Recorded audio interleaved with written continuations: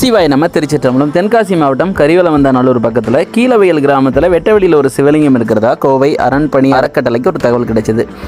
நேரில் போய் பார்த்தா சதுர வடிவ ஆவுடை உடைஞ்ச நிலையில் லிங்கபானம் மட்டும் இருந்தது. இந்த இடத்துல 11ஆம் நூற்றாண்டில் பெரிய அளவில் சிவாலயம் இருந்ததற்கான சான்றுகள் பக்கத்தில் இருக்கக்கூடிய உடைநாயகி அம்மன் கோவில் இருந்தது. இந்த சீமைக்கர் வேலமுள்ள சுத்தம் செஞ்சு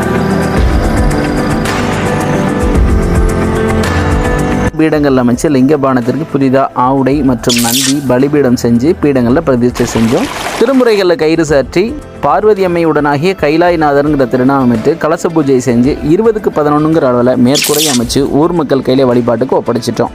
இதே போல் வெட்டி வெளியில் சிவலிங்க திருமணிகள் இருந்தால் ஸ்க்ரீனில் தெரிகிற நம்பருக்கு ஒரு வாட்ஸ்அப் பண்ணுங்கள். அந்த இடத்துக்கு கோவை அரண்பணி அறக்கட்டளை மூலமாக நாங்களே நேரில் வந்து சிவலிங்கத்தை எடுத்து வச்சு திருப்பணி பண்ணி ஊர் மக்கள் கையில் கொடுத்துருன்ற தகவலை தெரிவிச்சுக்கிறோம்.